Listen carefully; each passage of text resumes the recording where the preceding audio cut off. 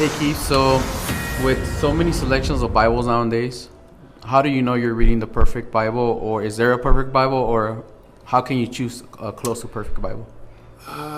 There are no perfect Bibles. Okay, we'll just establish that. There are Bibles that are better than others.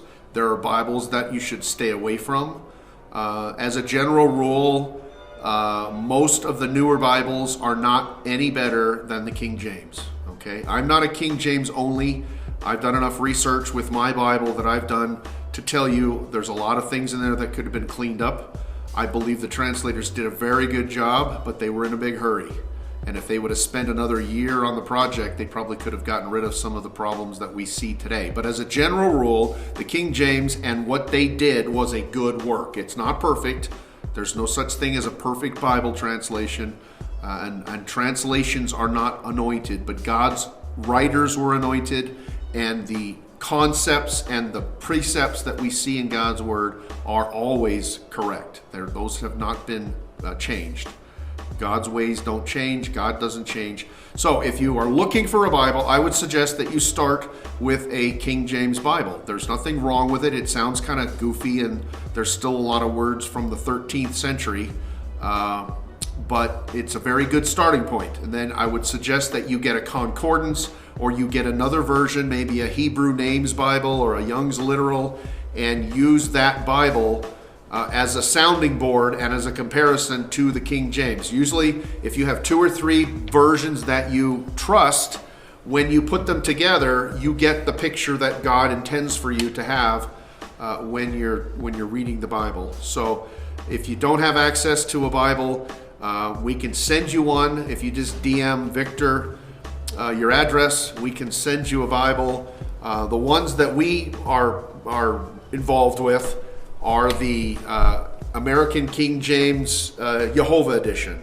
And what that means is we took the King James Bible that was cleaned up by what's called the American King James. This individual, back about 20 some years ago, went through and used the computer to get rid of the these and the thous, and then the th endings. Instead of seeketh and findeth, it seeks and finds. So they changed the Old English and made it a little bit more modern. They didn't change anything that changed the meaning. It was just updating the language. Well, the American King James Bible is in public domain, and so I took that American King James, and over the last 4 years, I have been cleaning up and correcting some of the things that were in the King James Version. And I prayed about it and felt like that God wanted me to use His name. So the reason it's called a Jehovah Edition is because we replaced all of the lords that were put in the Bible by the early translators that don't tell you God's name. God's name is in the Bible thousands and thousands of times, and they were covered by the Jewish people. They were banned. The Bibles that had God the Father's name have been banned by the Catholic Church. They would not let you read any Bibles that had Jehovah in them because it caused confusion with their Trinity teaching, which is not biblical, by the way. But anyway, so we have American King James Jehovah Edition Bibles, and we'll send them to whoever wants them for free. You just give Victor your address, and we'll put them in the mail, and you can read these. We have a list of words that we have cleaned up. There are some actual typos in the King James, but like I said, they were under very tight constraints to get this project done, and I believe if they'd have spent a little bit more time, they could have cleaned some of this up. But it's nothing that affects the theology. It's just typos and things where the names don't match up. So we've just tried to take the American King James Bible and make it a little easier to read. We're not changing anything from the King James, which we feel is a pretty solid starting point. But there are other good Bibles out there. There are Peshitta Bibles, Syriac Bibles that are good.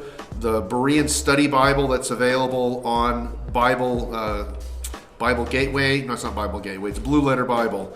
They have a good New Testament. They're getting ready to release an Old Testament version.